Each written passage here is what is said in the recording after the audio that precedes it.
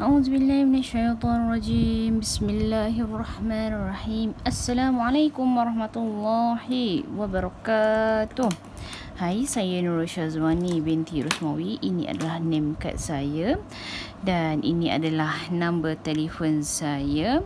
Sekiranya tuan-tuan dan puan-puan ada mempunyai permasalahan harta pusaka Islam, bolehlah hubungi saya di nombor talian ini 0112551269. Okey. Ini adalah khidmat yang dijalankan oleh As-Salihin Trustee Berhad. Kami ada buat wasiat, hibah, perjanjian aset perolehan bersama. Kami menjadi pentadbir untuk harta pusaka serta lain-lain produk lagi. Okey, boleh saja hubungi saya di talian ini. Okey, saya juga ada menulis nama telefon di sini. Semoga ia bermanfaat kepada tuan-tuan dan puan-puan. Okey, hari ini saya nak buat ringkasan ahli waris. Ringkasan ahli waris. Saya tulis di sini ya. Ringkasan ahli waris. Maksudnya ringkasan ahli waris ni bermaksud siapakah yang layak untuk menerima bahagian faraid sekiranya seseorang itu meninggal dunia.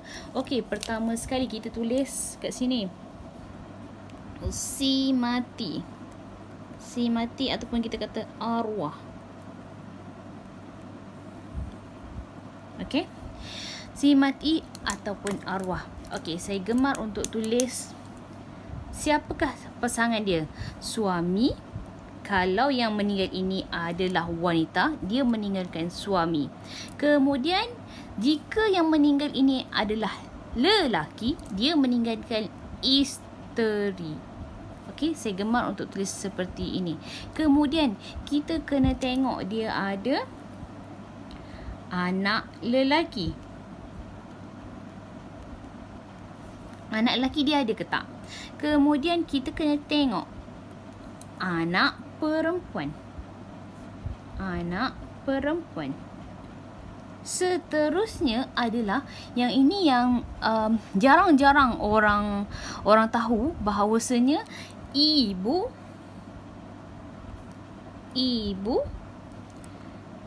kita kena tengok juga bapa.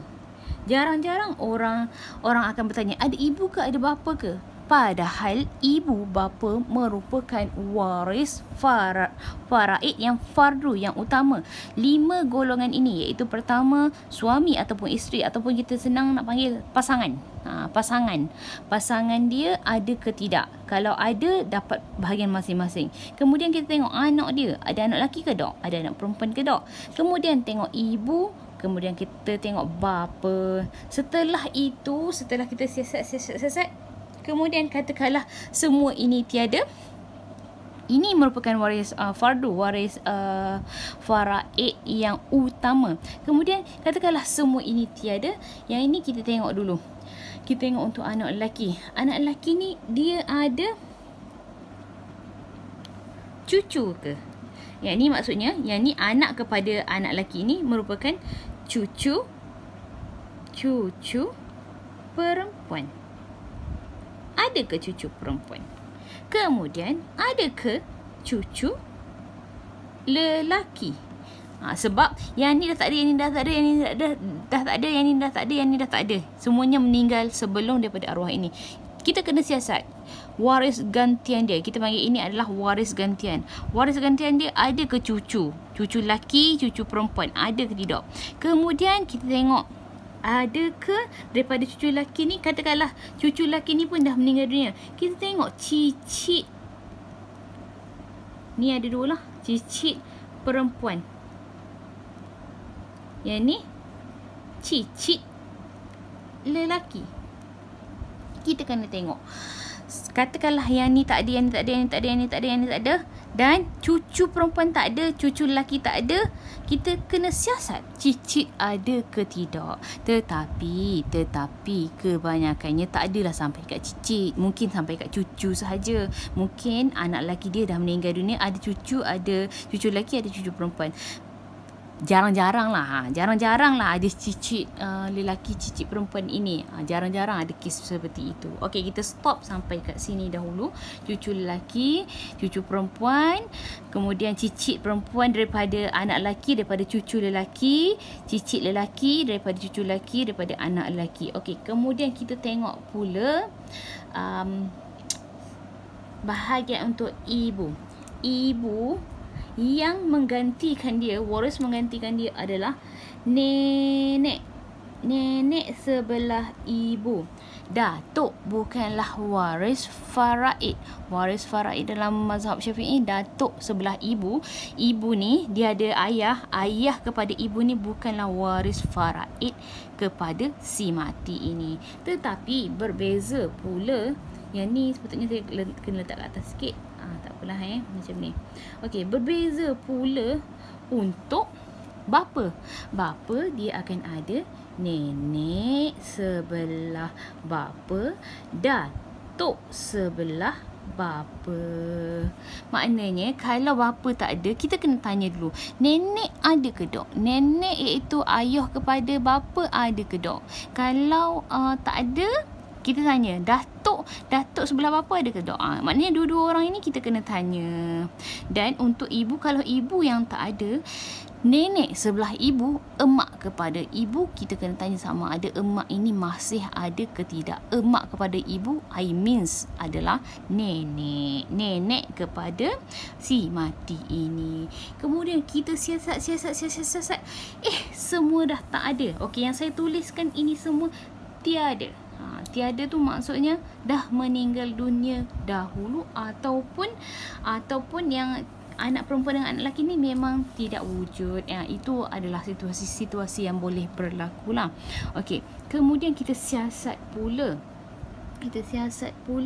Ada ke, okey saya buat panjang sikit ada ke saudara seibu sebapa? Ni saudara seibu sebapa. Okey, saya tulis sikit lah untuk mudah ingat. SIB ini saudara seibu sebapa. Saudara seibu sebapa. Okey, yang ni pula SB, saya tulis teruslah boleh. Saudara sebapa. SI pula saudara seibu. Okey, saya tulis siap-siap dahulu. Okey, kita kembali kepada kita punya topik. Saudara seibu sebapa, kita tengok lelaki dan perempuan. Lelaki dan perempuan. Ni lelaki dan perempuan. Saya harap tuan-tuan dan puan-puan fahamlah lelaki dan perempuan kat sini. Okey, kita kena tengok ada ke tidak? Ada ke tidak saudara seibu sebapa perempuan, ada ke tidak? Saudara seibu sebapa lelaki ada ke tidak? Kalau tak ada, kita kena tengok sebelah sini pula. Saudara sebapa. Saudara sebapa ni maknanya ayah yang sama dengan si mati ini tapi ibu yang lain. Okey, kita tengok lelaki dan perempuan juga. Lelaki dan perempuan juga. Ada ke tidak? Katakanlah yang ni tak ada. Okey, kita tengok ada ke tak adik-beradik sebapa dia ni. Okey, katakanlah tak ada juga. Tak ada juga, kita kena tengok anak lelaki kepada saudara seibu sebapa lelaki. Maknanya yang ni, maknanya kat sini kita tengok adik-beradik lelaki, kita tengok adik-beradik seibu sebapa lelaki. Kita kena tengok anak dia, anak lelaki kepada adik-beradik kandung lelaki. Sebab yang ni tak ada, dan kita kena tengok anak dia. Maknanya anak saudara lelaki daripada adik-beradik lelaki. Anak saudara lelaki daripada adik-beradik lelaki sahaja.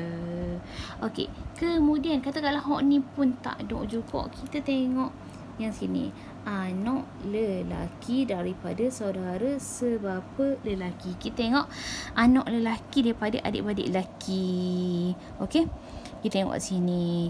Kemudian katakanlah siasat. Okey, kita kena ingat satu perkara lagi, saudara seibu. Yang ni dua-dua akan ada.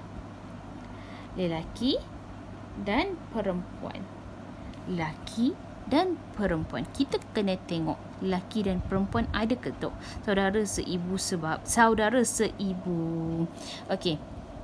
Ini adalah apa yang saya nak ceritakan. Apa yang saya nak ceritakan, siapa yang layak mewarisi ya. Okey, saya tak akan cerita lagi bahagian-bahagian dahulu. InsyaAllah nanti saya akan ceritakan. Okey, kemudian katakanlah kita cari, kita dah tengok sini tak ada, sini tak ada, sini tak ada, semua tak ada. Kita dah tengok adik-beradik seibu, kita dah tengok adik-beradik sebapa tak ada, kita dah tengok anak saudara lelaki, anak saudara lelaki daripada adik-beradik lelaki ni tak ada, anak saudara lelaki ni daripada adik-beradik lelaki, adik-beradik sebapa lelaki ni pun tak ada. Kemudian kita kena berpindah ke sini. Kita kena berpindah kepada bapa saudara kepada mayat. Bapa saudara ni ada dua sahaja. Bapa saudara kepada mayat iaitu adik-beradik kepada bapa. Bapa saudara seibu sebapa.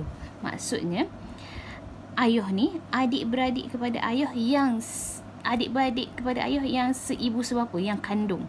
Okey, katakanlah tak ada juga. Katakanlah tak ada bapa saudara seibu sebapa, tak ada juga. Kita kena tengok bapa saudara sebapa.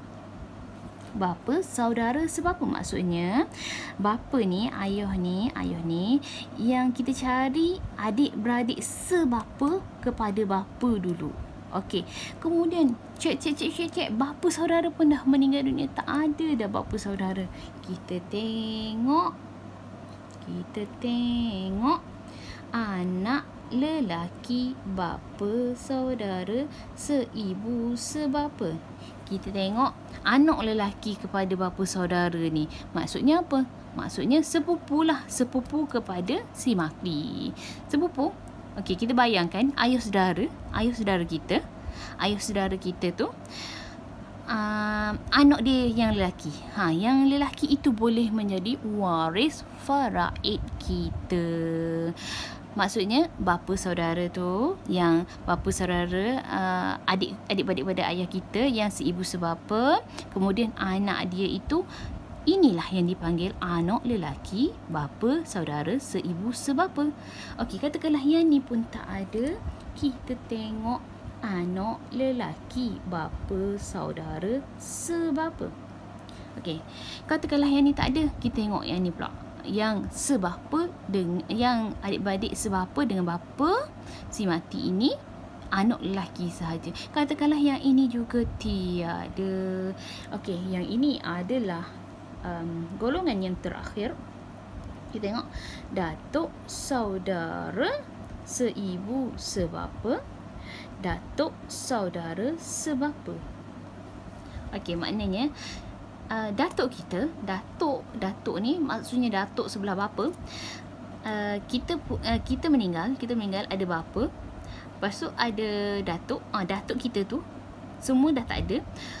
Kita tengok datuk kita tu ada ke tidak adik-beradik. Adik-beradik kepada datuk yang seibu sebapa, yang kandung.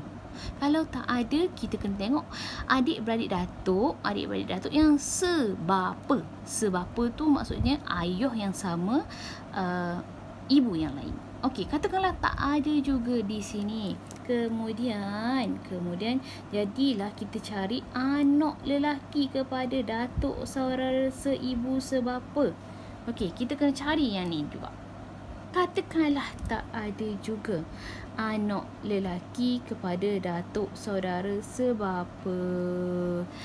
Inilah kita kena siasat satu persatu bahagian ahli waris, bahagian ahli waris yang boleh mewarisi. Sebab masa dulu-dulu, masa saya masih baru di dalam Harta Pusaka Islam ini, ada yang bertanya kepada saya. Ada yang bertanya, kenapa kita kena bagi kepada Baitul Mal pula? Tak adil lah. Tak adil nak bagi kepada Baitul Mal. Ia bukannya mudah untuk diberi kepada Baitul Mal selagi mana boleh siasat. Arwah ni ada ibu, ada bapa, ada pasangan, ada anak lelaki, ada anak perempuan, ada cucu, ada cicit, ada nenek, ada datuk, ada nenek sebelah ibu, ada adik-beradik, adik-beradik seibu sebapa, ada adik-beradik sebapa, ada adik-beradik seibu, ada bapa saudara seibu sebapa, ada bapa saudara sebapa, ada sepupu seibu sebapa, ada sepupu sebapa saja, ada datuk sebapa, ada anak kepada datuk seibu sebapa, ada anak lelaki kepada datuk sebapa. Kita kena siasat dahulu, barulah kita boleh nak bahagikan kepada Baitul Mal. Bukannya sewenang-wenangnya kita nak bahagi pada Baitul Mal. Masa tu yang bertanya kepada saya itu seorang mu'alaf. Mungkinlah yang dia bertanya sebab dia belum ada belum ada zuriat ke. Dia kalau dia contohnya yang bertanya pada saya tu kan, dia sekiranya dia meninggal, dia ada anak lelaki, dia ada isteri dan dia ada anak perempuan, dia akan stop kat sini saja. Melainkan dia ada anak perempuan, dan dia ada isteri, maka isteri dia akan dapat 1/8, anak perempuan dia kalau seorang dapat 1/2, yang selebih itu dapat kepada Baitul Mal. Tetapi di dalam Islam ada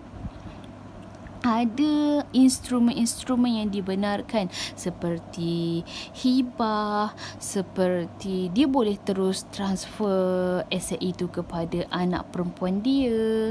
Jadi itulah gunanya syarikat-syarikat yang ditubuhkan seperti As-Salihin Trustee Berhad ini, sebabkan kami boleh buat wasiat, deklarasi wasiat awal-awal, kami boleh buat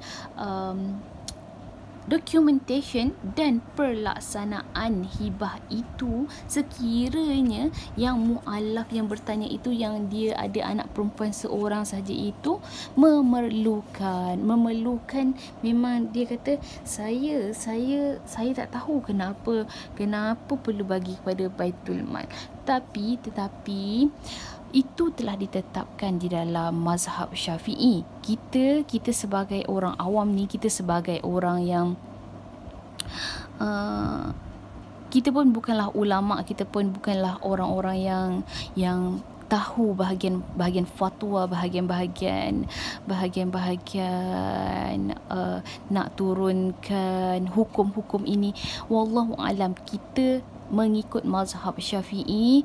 Jadi saya pun tak tahulah, kalau nak query banyak-banyak, kalau nak soal banyak-banyak kepada Baitul Mal, kenapa dapat kepada Baitul Mal, saya cadangkan kepada yang bertanya itu boleh direct terus bertanya kepada Baitul Mal, kenapa perlu dapat kepada Baitul Mal.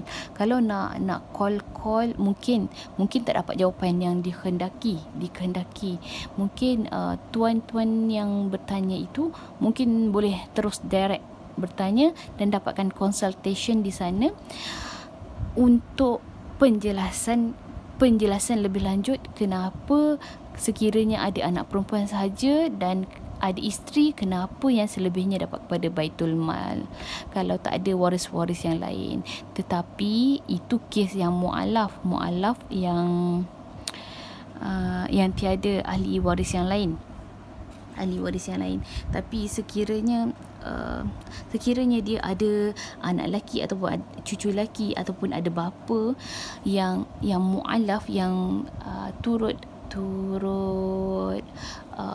memeluk agama Islam, maka bahagian pusaka dia tu akan habis kepada bapa dia sahaja, sebab bapa ini merupakan waris asobah juga, waris yang akan menghabiskan bahagian faraid semua. Maka tak ada isu kepada Baitul Mal, tak ada isu bahawasanya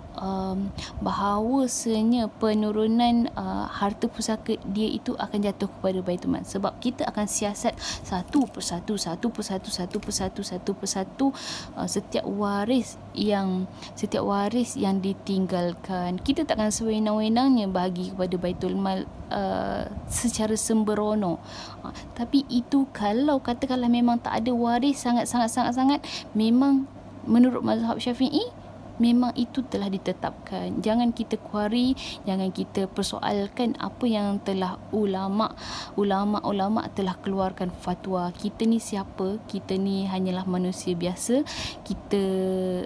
Ilmu kita pun sikit sahaja, ilmu kita pun tak sampai setitis air di lautan pun. Janganlah kita nak query tentang ulama-ulama, apatah lagi ulama-ulama yang tu memang dia ada mazhab tersendiri. Kita ni ada mazhab apa? Kita hanyalah mengikut mazhab yang telah ditinggalkan. Saya Nurul Syazwani binti Rosmawi. Saya mohon maaf sekiranya teguran saya ini mengguris hati sesiapa. Saya tidak berniat untuk mengguriskan hati sesiapa, tetapi itu adalah realiti yang harus kita hadapi. Kita bukanlah siapa-siapa, jadi janganlah kita nak persoalkan tentang ulama-ulama. Janganlah kita nak persoalkan hukum-hukum, fatwa-fatwa yang telah diturunkan, sedangkan kita sendiri pun tak cukup ilmu. Saya minta maaf sekali lagi, tapi saya terpaksa meluahkan benda ni. Dah bertahun-tahun saya terima, jadi saya terpaksa nak sharingkan juga tentang adab kita untuk berilmu, adab kita untuk menerima fatwa daripada ulama-ulama. Jangan kita hanya berani di dalam media sosial saja, jangan kita berani nak typing saja, tetapi berjumpalah dengan institusi, berjumpalah dengan orang yang betul. Saya minta maaf sekali lagi sekiranya menyinggung perasaan sesiapa sahaja. Semoga teguran ini untuk diri saya dahulu, supaya saya sendiri memperbetulkan diri saya. Dan akhir sekali, saya minta maaf sekali lagi. Akhir sekali, wabillahi taufiq wal hidayah. Assalamualaikum warahmatullahi wabarakatuh.